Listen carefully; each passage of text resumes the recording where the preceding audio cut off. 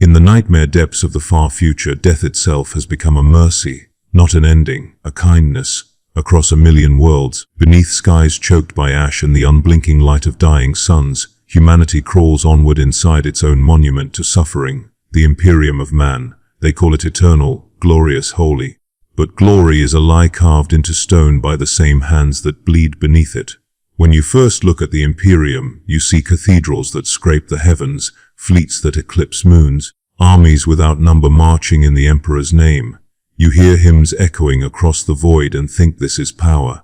You think this is victory. But if you listen closer, beneath the organ thunder, behind the vox casts, you'll hear the truth. You'll hear the coughing of a factory worker drowning on smog. You'll hear the whisper of a scribe breaking his mind over meaningless data. You'll hear the prayer of a man who begs not to live another day. The Imperium is built on those sounds.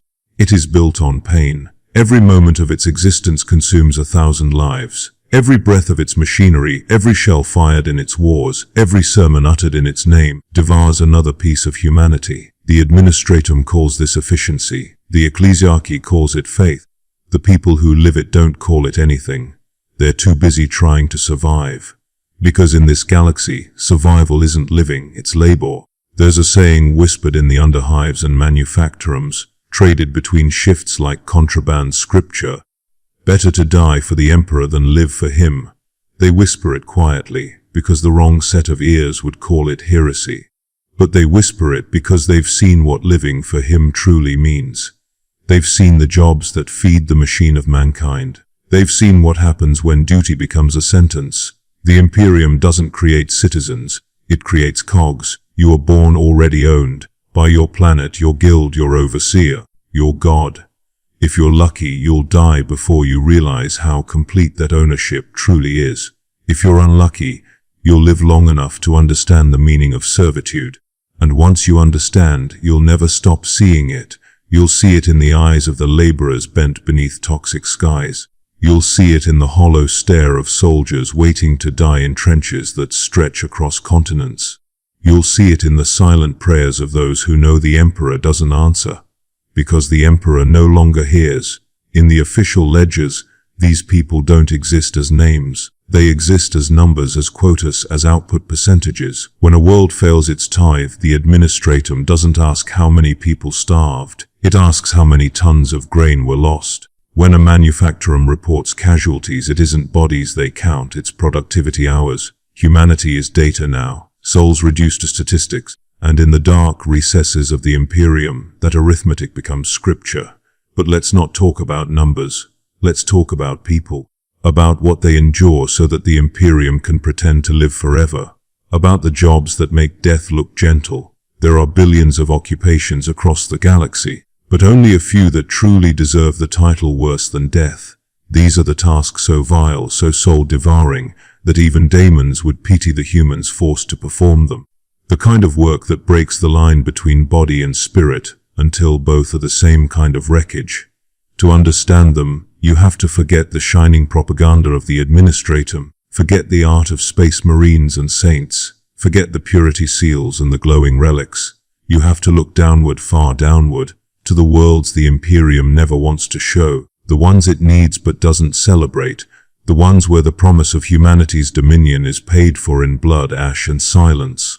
Down there, beneath the cathedrals and orbital fortresses, the Imperium's true engine hums. A human engine, it doesn't roar, it groans. It groans in the voice of every man and woman who ever believed that service would make them holy, and discovered it only made them empty. We begin there, where civilization ends, on the worlds that time forgot. Feudal planets scattered across the void like relics of a history mankind was supposed to have outgrown. Worlds where progress halted 10,000 years ago and no one remembered why. Worlds where men still plow the earth with wooden tools while ships capable of tearing holes in reality drift unseen above their clouds. Here, beneath suns dimmed by industrial smoke or the long decay of forgotten wars, humanity lives as it once did on Terra in its darkest centuries, bound to soil, bound to lord, bound to superstition. On these worlds, there is no technology beyond the musket and the candle, no hope beyond prayer, no future beyond the next harvest. And yet these worlds serve the Imperium. paying their tithes in grain and bodies as faithfully as any hive. Imagine the morning of such a life. The air smells of rot and wet straw. The sky never truly brightens, it's the color of smoke even at dawn. You rise because the horn tells you to. You don't own time. Time belongs to the overseer. You stumble into the fields before your eyes have even adjusted to the light, hands already bleeding from the last day's work. You feel the cold bite through the rags you call clothing, and you thank the Emperor you're alive, because the alternative isn't better. You will spend this day exactly as you spent every day before. You'll till the same field, dig the same trenches, haul the same stones. Your back will bend a little more. Your fingers will crack a little deeper. You will age without ever knowing what age means, because on this world, no one lives long enough to count the years.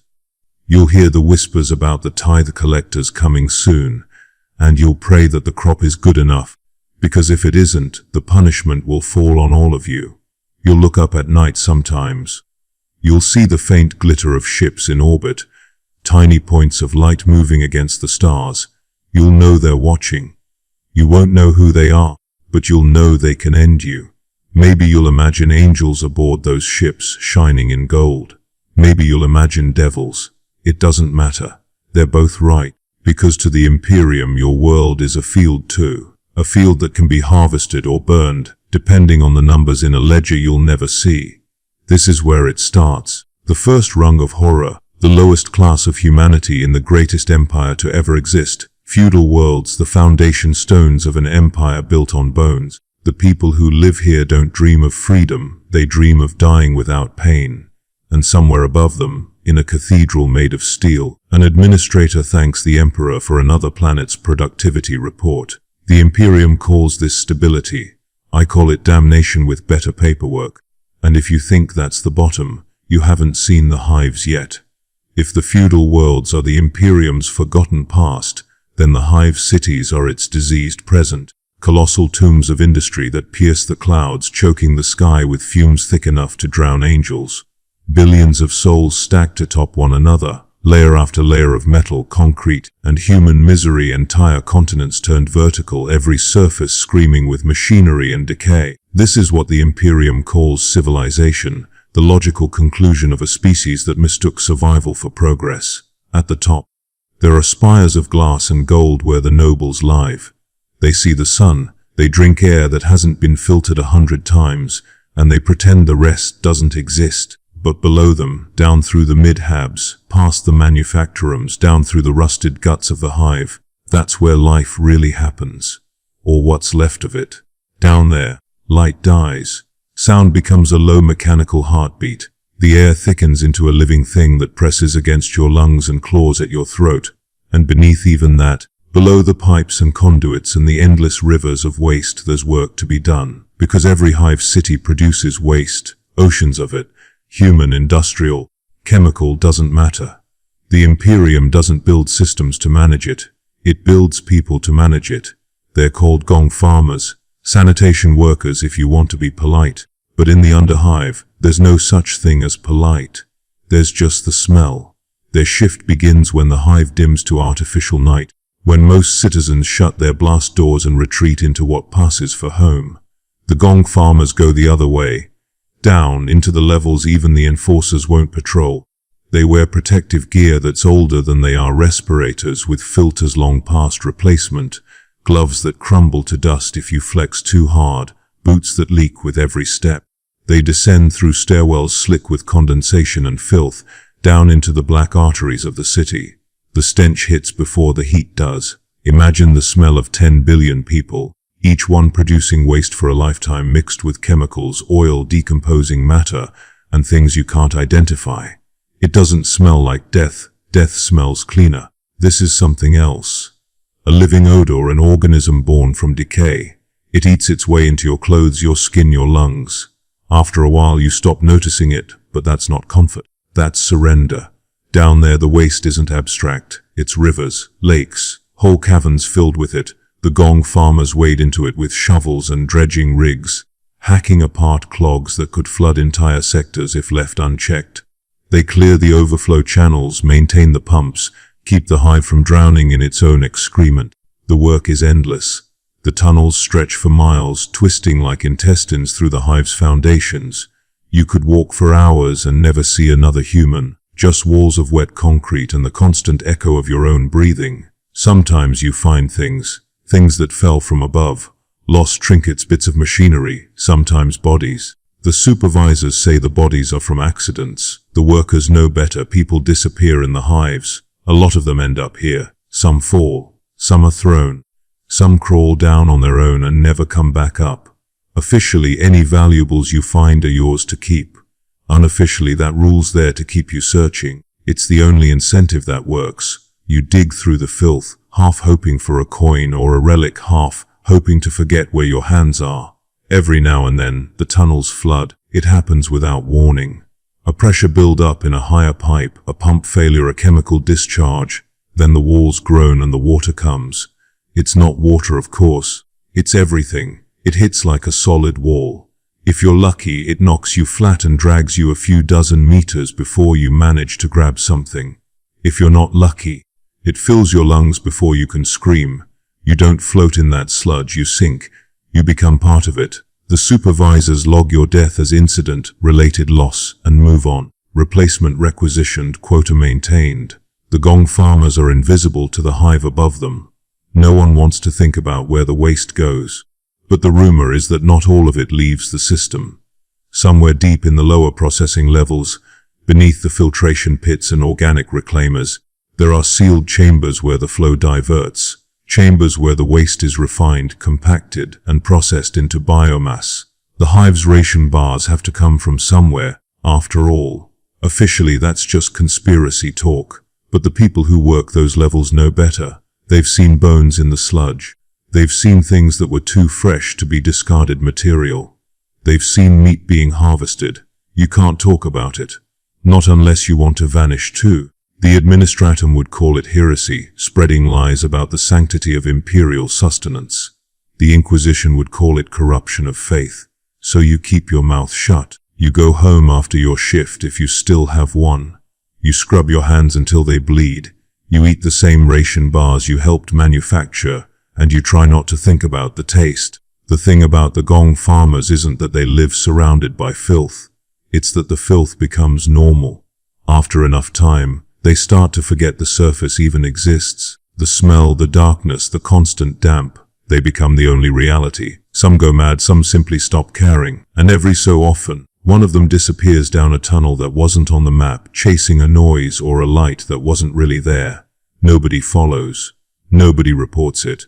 The hive swallows its own, always has, and above them, millions of people drink water reclaimed from the same depths. They wash their hands, cook their food, fill their cups, and they never wonder where it came from.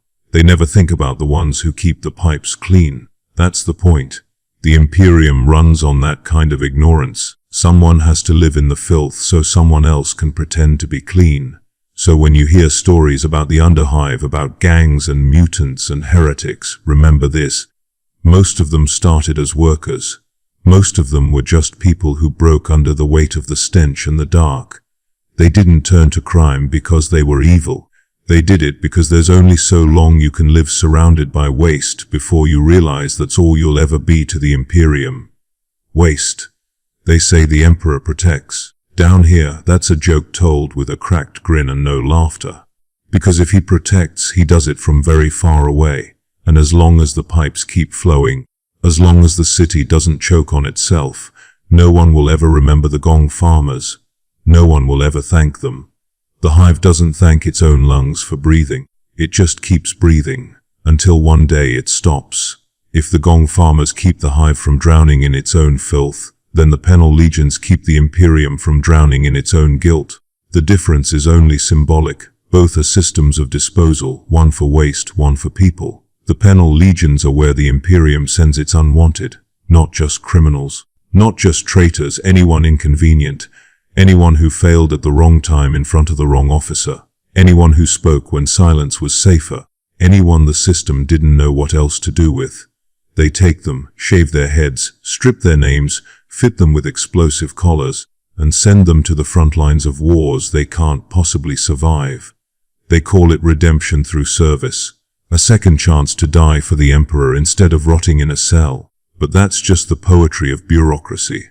A prettier way of saying, cannon fodder. These people don't serve to redeem themselves. They serve to absorb bullets meant for someone else. They're the human minefield between the enemy and the true soldiers of the Imperium. Someone has to lead them. Someone has to stand in front of this shambling army of lunatics, murderers and broken souls and tell them which direction to die in. That someone is you, a Panel Legion Overseer. A title that sounds commanding, but in truth it's just another sentence. You're not trusted enough to lead real soldiers, not clean enough to be redeemed, but too useful to waste outright. So they give you the hardest job in the galaxy, control the uncontrollable. Your first day, you learn fast that you don't give orders. You bark them. You don't motivate. You threaten. The men and women in your command aren't soldiers. They're animals cornered in a burning cage. Their collars hum with the promise of execution. And you hold the trigger. That's your only authority. The second they realize you're human like them, it's over. They'll tear you apart with their bare hands before the commissar even has time to blink. So you don't show fear. You don't show pity. You don't even show your face unless you have to. You become a voice through a Vox grill, distorted, distant, mechanical, less a person, more a sound. The Penal Legions don't march like regular regiments. They shamble. They twitch. They mutter prayers and curses in the same breath. They wear whatever scraps of uniform they've been issued, if any at all, and they carry weapons barely maintained, lasguns caked with mud and blood. Their eyes are the worst part, some burning with fanaticism, others empty, others wide with the permanent stare of someone who already died but hasn't fallen yet. Before battle, you line them up. You activate the Voxcaster, your words echoing through static. You tell them their mission. You tell them what the Emperor expects. You don't tell them they're all going to die, they already know. You just tell them where to die. The collars around their necks blink with red light, synchronized like a heartbeat, the signal that says they're armed, ready to detonate if any one of them runs. The air smells of oil, sweat and fear, always fear. Then the whistle blows, and they run. The Penal Legions are always sent first, always. They charge into the teeth of the enemy's guns, screaming half prayers, half madness. Their deaths serve two purposes: to thin out enemy fire and to inspire everyone else to move. If they hesitate, if they waver, you press the detonator. One collar, then two, then 10. The explosions are small, but close enough to spray gore across the rest. It works better than any speech. Nothing motivates like the smell of someone else's vaporized head. Sometimes the legions win. Sometimes they even survive. When that happens, you have to deal with the aftermath. The adrenaline fading, the realization setting in. You walk through the field after the battle and see them wandering, dazed, still alive when they shouldn't be. Some laugh hysterically. Some cry. Some start praying again, whispering nonsense to gods that stopped listening millennia ago. You have to choose which ones to keep and which ones to release. That's the word the commissars prefer. Release. It means shoot them in the back of the head before they remember they have free will. The psychological weight of command in a Penal Legion isn't measured in medals or victories. It's measured in the hollow places where your conscience used to be. You start dreaming of the detonator. You wake up hearing it click in your hand. You start seeing your soldiers' faces in the smoke, the ones who screamed your name before you pressed the button. You tell yourself it's mercy. You tell yourself they were dead already. You tell yourself the Emperor understands. But deep down you know, the Emperor doesn't care. The Emperor doesn't even know you exist. There are rumors, quiet ones, whispered in the officers' quarters, that some overseers go rogue, that they start removing collars without authorization, that they lead their legions off-world, vanish into the stars, become something else. Pirates, cultists, mercenaries. The High Command calls it treason, I call it inevitability. Because there's only so long you can kill people who are already dead inside before you start wondering if maybe you belong with them. The cruelty of the Penal Legion isn't just in how it kills. It's in how it makes living worse than dying. It turns human beings into weapons, then into examples, then into fertilizer for the next battle. And the Overseer, you're just another cog in the same grinder. You keep the system moving. You make the impossible work for one more day. And when you finally crack, when you can't take another order, another execution, another detonated head, they'll put a collar on you too. That's the Imperium's idea of justice. You start as a soldier, become a warden, end as a prisoner, and the wheel keeps turning. The penal legions don't build monuments to their dead. There's nothing to build on, just churned earth, rusted collars, and the echo of screams carried away by wind. In the archives they're listed as numbers, unit strength classified, losses total, outcome satisfactory, efficiency rating adequate. That's how the Imperium measures redemption, by the percentage of the condemned who manage to die on time. And when you finally walk off that field, drenched in blood that isn't yours, you start to realize something. The penal legions aren't the lowest form of imperial service. They're just one layer in an empire that feeds on itself. Because if you climb a little higher, if you trade mud and blood for parchment and ink, the horror doesn't stop. It just gets quieter, cleaner, more civilized. You think death smells bad? Try breathing bureaucracy. If the penal legions show you how the Imperium burns bodies, the administrative vaults show you how it burns souls. Out there, soldiers die in seconds. In here, they die by inches. The air doesn't move in these places. It hums, faintly, with the pulse of cogitators that have been running longer than empires. The light is a cold, unchanging white that drains color from everything it touches. Rows of desks stretch farther than you can see, each one occupied by a hunched figure in grey robes, each one illuminated by a single lumen strip. They don't talk, they barely breathe, they just write. You'd think silence would be peaceful. It isn't, it's oppressive. It presses against your skull like weight. You can hear the scratch of styluses on parchment, the clicking of data slates, the dry coughs of lungs ruined by recirculated air. You sit down at your assigned place, and the moment you do, the noise stops being background. It becomes a rhythm, a heartbeat. Yours now. Your title is Scribe, 3rd Class Sub-Department of Logistical Reconciliation. It sounds important. It isn't.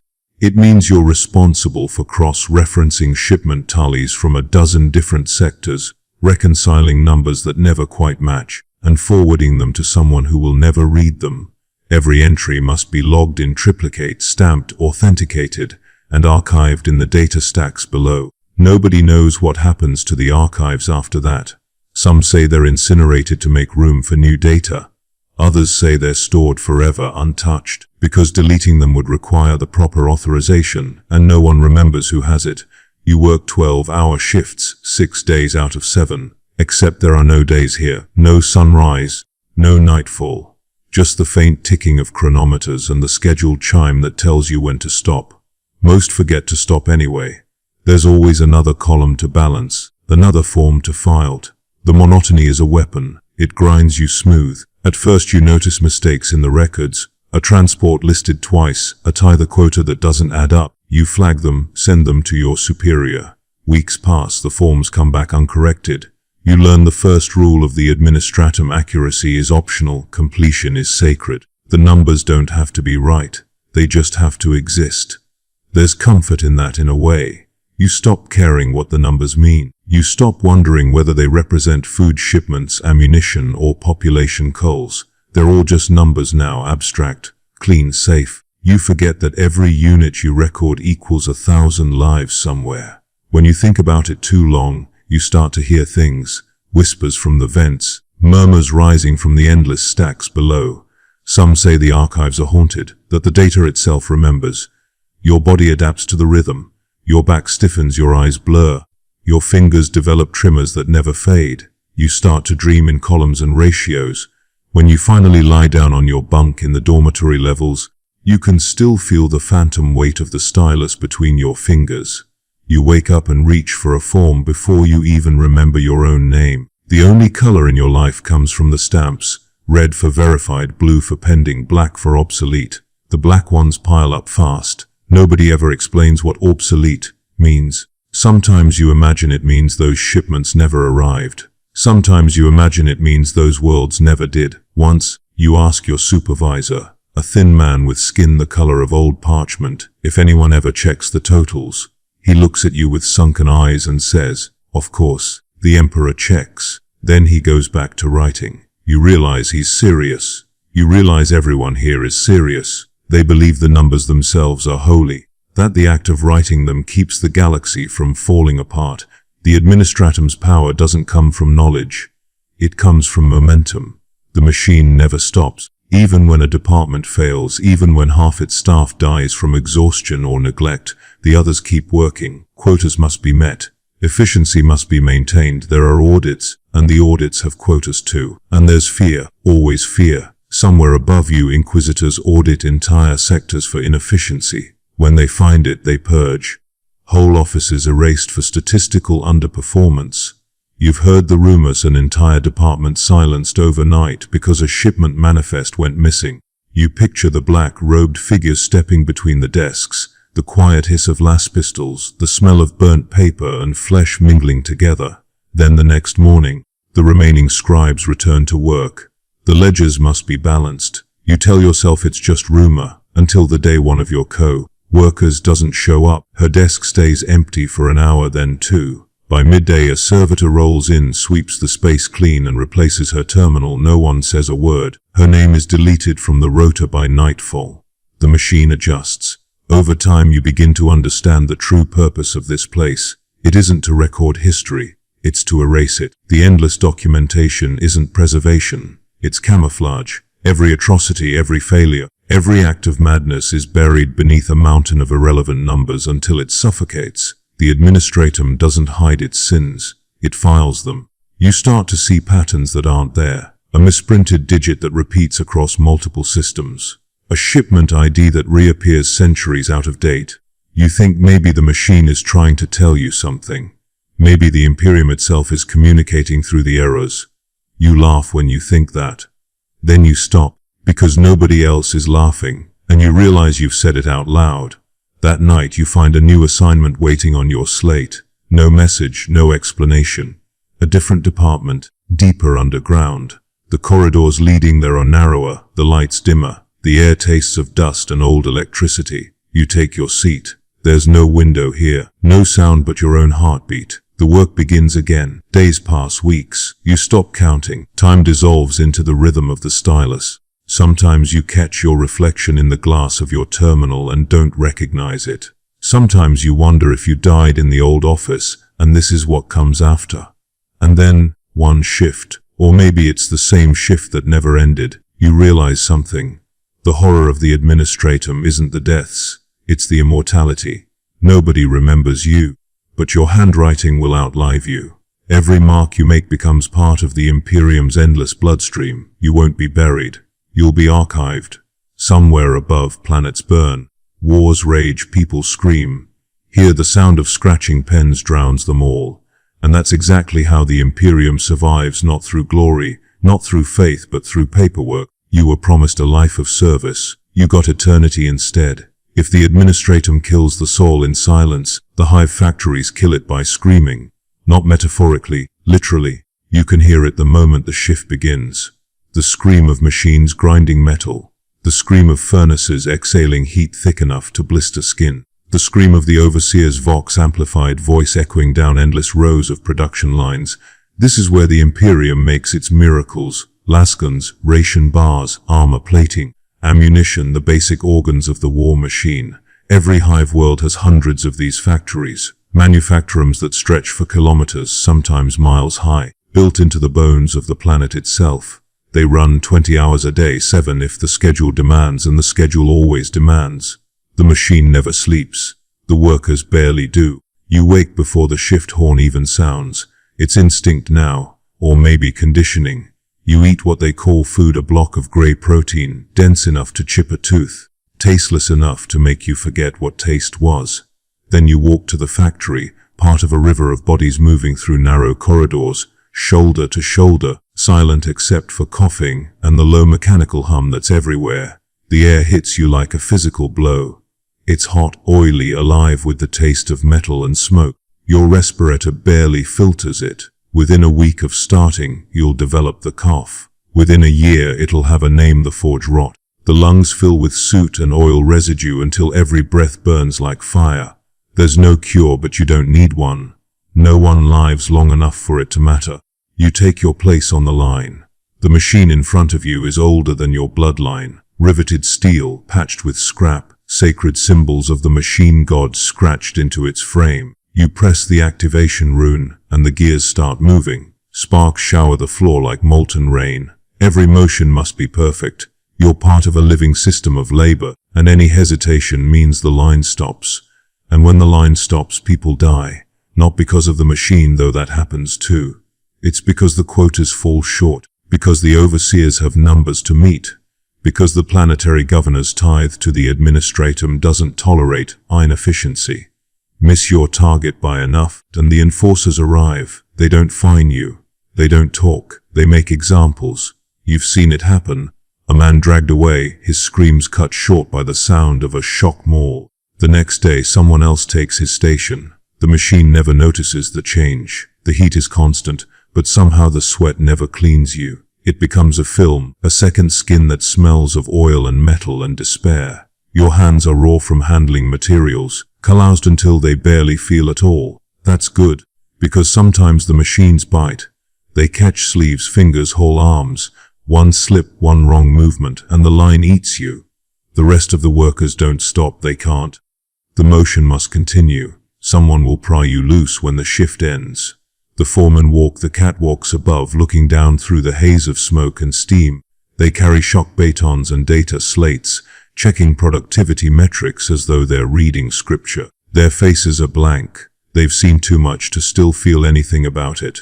Occasionally, a tech priest shuffles by, robes stained with oil, servo arms twitching as they whisper to the machines in binary prayer. The workers lower their heads when one passes, not out of respect, out of fear. The priest can mark a worker as defective with a single rune, and defective workers disappear. You might think the sound would drive you insane. It doesn't. It becomes a rhythm. You learn to live inside it, to breathe between the hammer strikes and piston hiss. You even start to find comfort in it. The silence outside the factory is worse.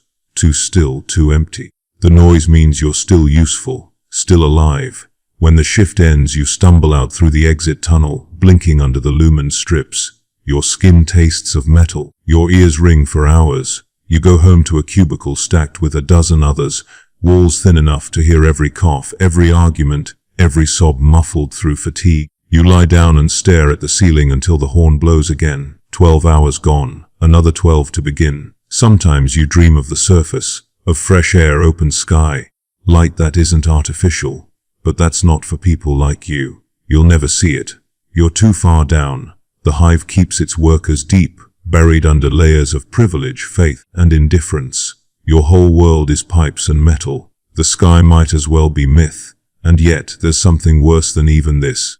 The factory workers suffer because the machine needs them. The next step down, the grey processors, suffer because the machine needs food. They say the factory builds the Imperium, but the grey processors feed it. And what they feed it with isn't always what you think. The factories forge the tools of the Imperium, but the grey processing plants feed the bodies that wield them. And what they feed them with depends on how much you can stand to know. Grey processing. The name sounds harmless, bureaucratic, clinical. It's how the Administratum likes it, a neat euphemism filed under nutrient reclamation. It's food manufacturing, ration synthesis, biological recycling, the polite terms of polite murder. But inside those sealed chambers, where the air hangs thick and humid, the truth crawls and buzzes and feeds. You enter through a triple-sealed airlock. The first thing that hits you isn't the sight, it's the sound. A low, wet vibration that never stops. Not quite mechanical, not quite alive. It's the droning of billions of Orokin bile fly larvae, genetically modified, mass-engineered, and endlessly hungry. Their song is a constant hum that burrows into your ears and your thoughts, until you can't tell if it's real or still echoing inside your skull. The temperature is unbearable. The humidity turns every breath into a struggle. The air tastes of rot, sugar, and iron all at once, a chemical sweetness over something foul. The larvae thrive in it. The workers don't.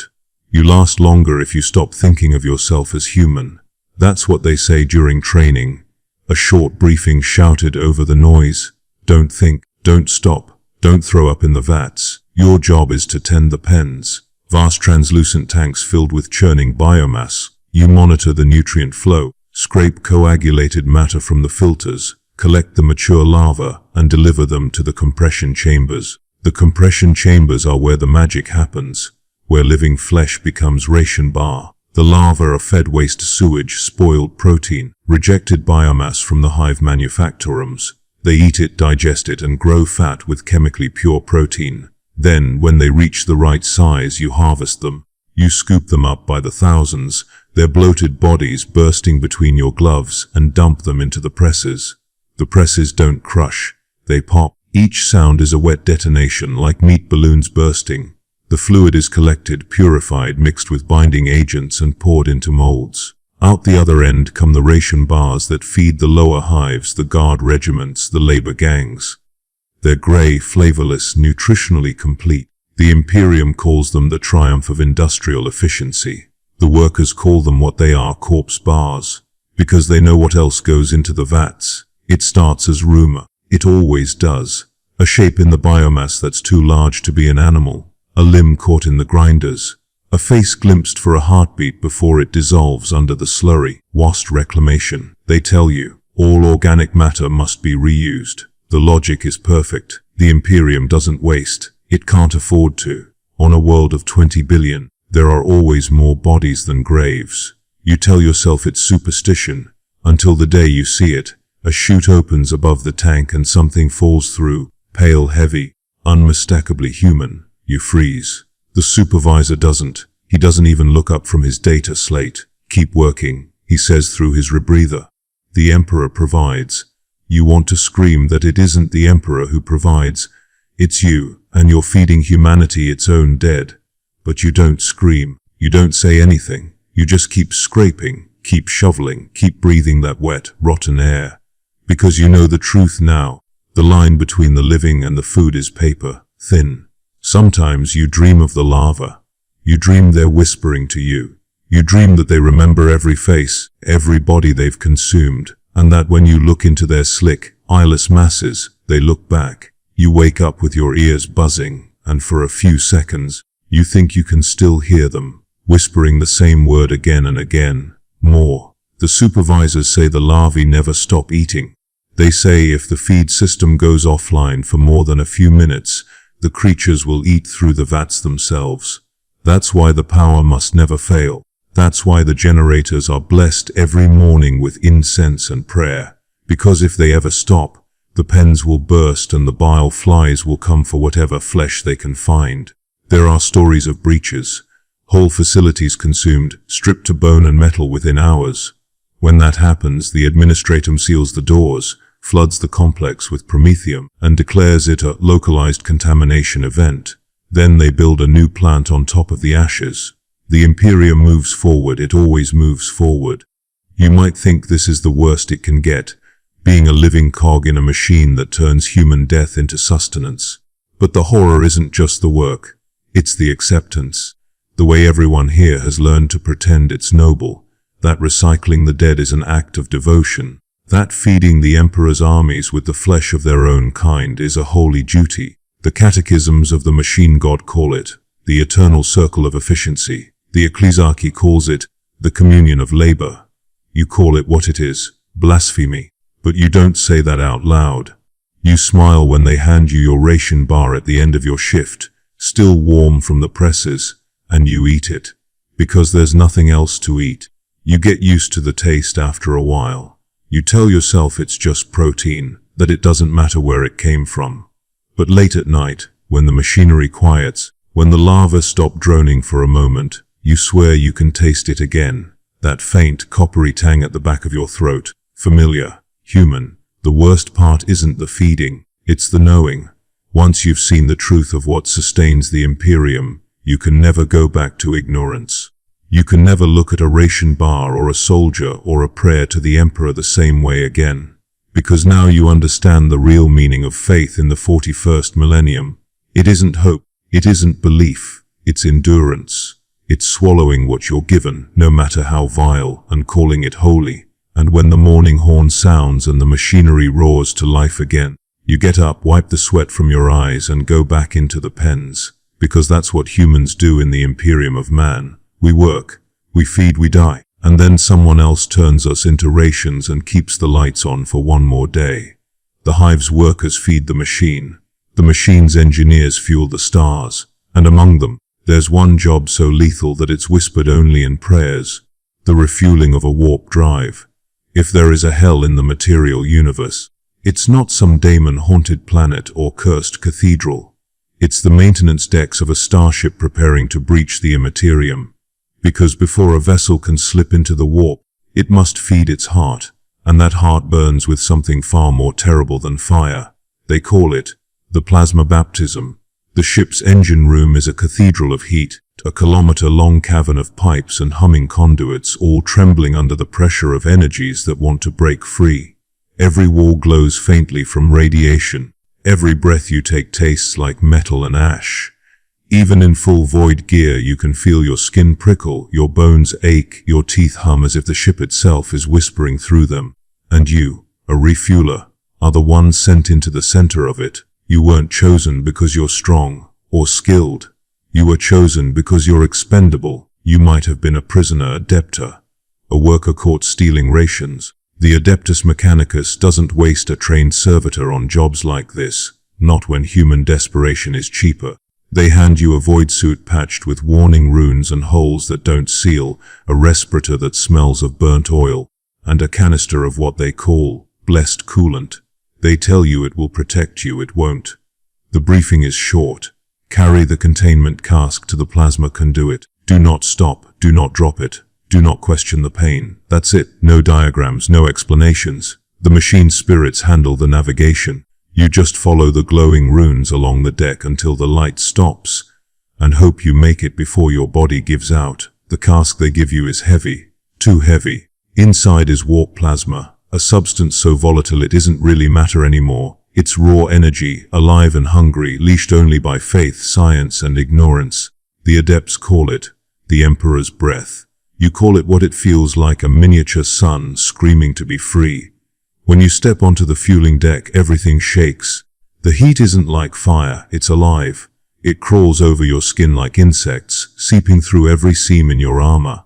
You can see the fuel leaking light, actual light, dripping through the seals of the cask, casting ghostly lines across the deck. You take one step, then another. The floor beneath your boots trembles with each pulse of the warp core. It feels like walking across the chest of a sleeping god. The pain starts almost immediately. Your suit isn't protection. It's a slow surrender. The heat finds you through it. First, it feels like sunburn. Then like knives, then like your blood is boiling. The painkillers in your veins start to thrum, flooding your body with chemicals meant to keep you conscious long enough to finish the job. The world narrows to a tunnel, the glowing runes ahead, the weight of the cask in your hands, and the sound of your own breath echoing inside your helmet. Halfway across, you look down. Your gloves have begun to smoke. The flesh beneath them sizzles. You smell yourself cooking. You don't stop. You can't. The overseer's voice crackles in your ear. Mechanical, indifferent. Keep moving. The Emperor watches. You laugh when you hear that. A hoarse sound swallowed by static. If the Emperor's watching, he must be laughing too. Another step, another. The light leaking from the cask grows brighter, sharper. It's burning holes in your vision. You can feel the energy clawing at your insides, trying to rip its way out through your pores. The painkillers can't keep up anymore. You start to see things, shadows moving at the edge of your sight, shapes whispering your name in languages that sound like metal screaming. You know they're hallucinations. You tell yourself that. But deep down you wonder if maybe they're not. Maybe you've already slipped halfway into the warp. Maybe that's what this place is, a threshold. When you finally reach the reactor socket, your hands barely exist. The fingers are charred bone wrapped in melting glove material. The cask trembles like a living thing. You slide it into place, and the moment it locks, the deck erupts in light. Not brightness, light. Pure, impossible illumination that devours everything it touches. For one instant, you see through the ship's hull, through the void beyond, through the currents of the warp writhing like living flame. It's beautiful. It's horrifying. It's infinite. Then the coolant pumps engage, the light fades, and you collapse. If you're lucky, the servitors recover what's left of you. If you're not, you join the others melted into the deck. indistinguishable from the steel. The adepts will mark the spot with a purity seal and continue the ritual. You'll be remembered only as fueling casualty, acceptable loss. Sometimes 1 in 100 survives. They're not sent home. They're kept in cryo storage, classified as spirit-bound assets. Their bodies are too damaged to move, their minds too fractured to rest. But the adepts claim their proximity to the warp gives them sacred attunement. They're used in further rituals, living relics, living warnings. The rest of the ship never hears your name. When it jumps into the warp, the crew prays. They thank the Emperor for safe passage. They don't realize they're traveling through reality powered by your ashes. You wanted to die for the Imperium. Congratulations. You just did, before the ship even left port. And in the silence that follows, deep in the maintenance decks, your charred body cools beneath the hum of the reactor. The air shivers, the metal breathes, and somewhere, in the flicker of warp light, a voice that isn't quite human whispers, "Another offering accepted." Because even in death, the work continues. The warp refueler burns in the name of duty. But even that the Imperium would call merciful, because at least the fire ends. What comes next never does. To understand what a servitor is, you have to understand what the Imperium fears most: thinking machines. Once humanity built AIs so powerful they nearly unmade the species. The men of iron. The old tech heresies that were never healed, so now the Imperium forbids it. No artificial intelligence, no autonomous logic, no soul without flesh. And yet, the Imperium runs on tasks no human could survive. Hazardous maintenance, deep void construction, nuclear processing, cybernetic repair. Every level of its vast machinery demands precision without pity. So they built their work around not machines that think, but people who don't. That's where the servitors come in. You don't apply for this job, you're selected. A condemned criminal, a debt slave, a failed soldier, or maybe just unlucky enough to catch the wrong official's attention. The reason doesn't matter. All that matters is your body still works, because soon, it won't belong to you. The process begins in a Mechanicus biolaboratory, cold, red-lit, silent except for the buzzing of surgical servo arms. They strip you naked, bind you to a steel frame and inject you with something that freezes every muscle but leaves the mind awake. The magos overseeing the operation chants Binharic hymns, praising the machine god for the gift of obedience. You can't move, you can't scream, you can only listen. The first incision runs from temple to jaw. The smell of cauterized skin fills your nostrils before you realize it's your own. Needles slide into your skull, threading data jacks through your brain. Tiny electric sparks dance behind your eyes. Each one erases something, a name, a memory, a thought. Not all at once, but piece by piece. A slow, methodical dismantling of who you were. They remove the frontal cortex first, where rebellion lives. Then the limbic system, where fear and love used to be. They keep the motor functions, the pattern recognition, the obedience reflex, enough to move, enough to follow orders, nothing more. And as the brain unravels, they replace the body. Flesh becomes metal, bones replaced by servos, muscles stripped and wound with synthetic fiber. Your heart becomes a pump, your lungs a filter, your skin a sheath of iron and brass, embossed with purity seals declaring your holiness through compliance. You are not a person anymore. You are equipment. They call it sanctified labor. You call it what it feels like, being buried alive inside your own skin. Because sometimes the anesthetic fails, and part of you knows. Part of you stays awake. It's rare, but not rare enough. You hear whispers about Type 7 anomalies. Servitors who twitch when no one commands them, who whisper names from their past, who cry in the dark. The tech priests dismiss it as data corruption. The workers call it something else: souls that refuse to die. Imagine it, trapped in your body, your will gone, your voice stolen, forced to lift, cut, weld, obey. Decades pass, you don't sleep, you don't eat, you just function, until the biological parts rot, and even that decay is catalogued and replaced. A servitor can last centuries this way. A human mind, lobotomized and immortal, endlessly looping in silence. They call you Unit 55 Alpha Heavy Lifter. You used to be someone, a miner, a mother, a child of a hive city. Now, you are a slab of moving steel with half a heartbeat left. When you walk the maintenance corridors, you pass others like you. Dozens, hundreds, rows of blank faces with metal eyes. And sometimes when two of you cross paths, something flickers. A moment of recognition. a spark of memory buried under layers of wiring. Then it's gone. Your command protocol reasserts itself, and you keep walking. There are horror stories whispered even among the tech priests, about a servitor on Mars that tore open its own skull, about one that walked into a forge's plasma reactor smiling, about one that started to sing hymns no human remembered teaching it. No one ever confirms these tales, but every Magos knows the truth. You can erase memory, you can remove autonomy, but you can't fully kill awareness. Something always lingers. Something watches from behind the eyes, screaming soundlessly for an end that never comes. And when the Mechanicus prays to the Omnisar, they always add one line under their breath: "Forgive us our creations." Because even they understand the truth. Servitors are not machines of faith, they're mirrors. And when you look long enough into their cold, unblinking faces, you see what the Imperium has become: a civilization that would rather mutilate its own humanity than risk creating something truly free, to serve forever without thought or purpose, to exist as an eternal machine of labor. This isn't salvation, it's immortality as punishment, a fate worse than death. Because you'll never even remember what dying feels like. There are places in the Imperium where pain becomes faith, where agony is not a punishment, but a forge. And the most horrific part is how the Imperium calls that holiness.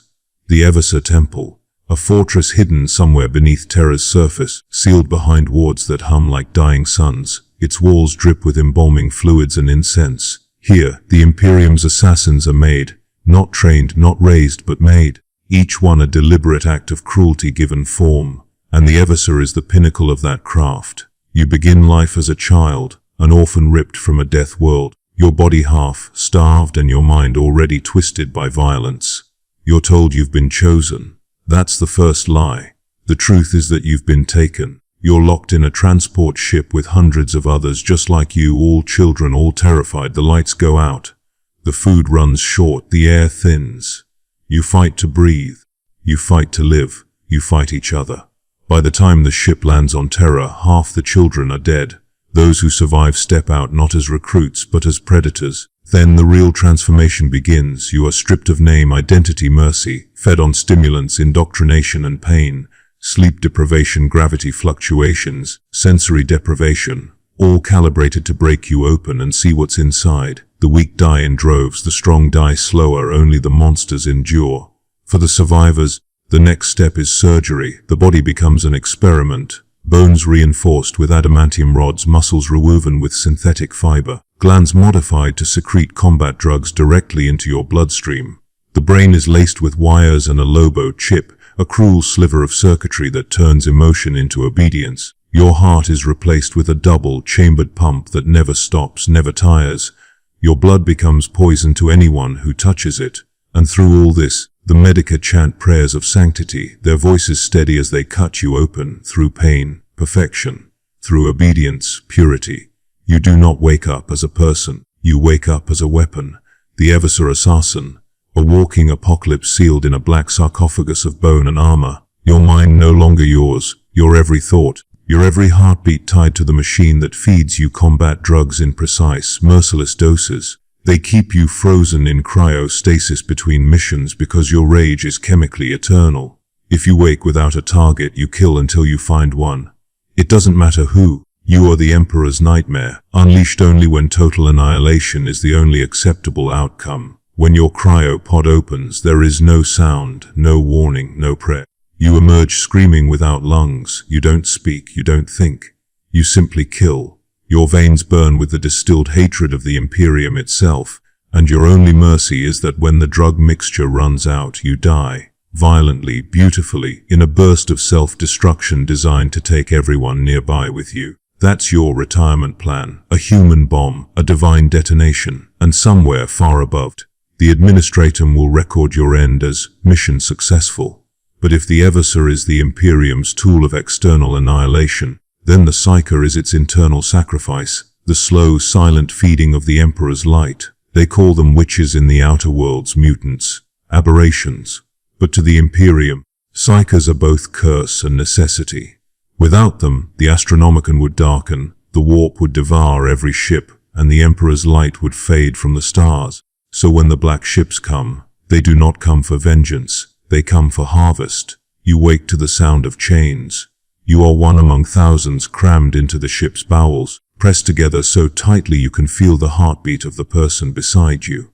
There is no light, no air. The smell is of sweat, blood, fear, and excrement, a human stew simmering in psychic despair. You can feel their thoughts pressing against your skull. Panic, pain, madness. The air vibrates with untrained energy, every scream sending ripples through reality itself. And then there are the Sisters of Silence, women who carry the Emperor's silence like a mantle. Nulls. To you, they feel like the universe closing in on itself. When one passes, it's as though your mind is being drowned in ice water. You want to cry. You can't. You want to beg. You can't. Their very presence scrapes your thoughts clean. They are mercy and terror given shape. Weeks pass, months. Time loses meaning every hour. Someone dies, their mind burning out from the strain, or torn apart by demonic whispers leaking through the cracks of the warp. The sisters step over the corpses without hesitation. They've seen worse. They are worse. When the black ship finally reaches Terra, only a fraction of the Psykers are still alive. You're marched out blindfolded into the golden glow of the Imperial Palace. You think you're safe. You think you've survived. You haven't. You've just arrived at the end. The administrators in gold and red robes divide you into groups. Some are sent to the Scholastica Psychana, trained to become sanctioned Psykers, their minds shackled in psychic seals and burned with imperial dogma until obedience replaces identity. The rest, most of you, are taken below, deep beneath the throne world. The light changes, it turns red. The air hums. The smell of ozone and incense fills your lungs. You hear chanting, hundreds of voices repeating the same line again and again. Through sacrifice, the Emperor endures. You see it then, the golden throne, vast and blinding, stretching upward into eternity. At its base, the sacrarium, a cathedral made of machines, where hundreds of Psykers are strapped into thrones of their own, their faces locked in rictus ecstasy. Every few minutes, one goes still, the light in their eyes snuffed out, and a new body replaces them. Each death fuels the Emperor's psychic beacon, the Astronomicon, that holy light by which every ship in the Imperium finds its way through the void. And then it's your turn. You're strapped in. Cold metal touches your spine. The machine hums. You feel something reaching for you. Not hands, not even consciousness, but a vast, endless hunger. It touches your mind, and everything you are begins to burn. Not with fire, with knowing. You see the Imperium in its totality, a million worlds screaming in faith, a billion souls praying to a corpse god, every horror justified by survival. And as your flesh begins to disintegrate, you understand this is the price. This is the cost of the light. You want to scream, but your voice dissolves with your body. You become a flare of psychic brilliance, one of hundreds sacrificed that day. The Emperor endures, you do not, and far above the Imperium carries on. Factories grind, soldiers march, ships burn through the void, and the faithful whisper prayers to a god powered by the death of his own children.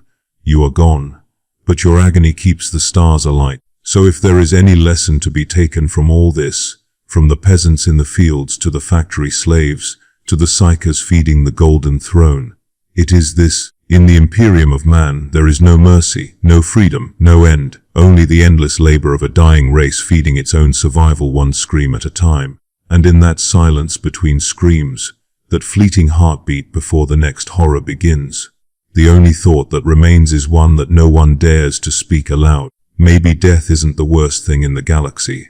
Maybe, in the grim darkness of the far future, death is the only mercy left.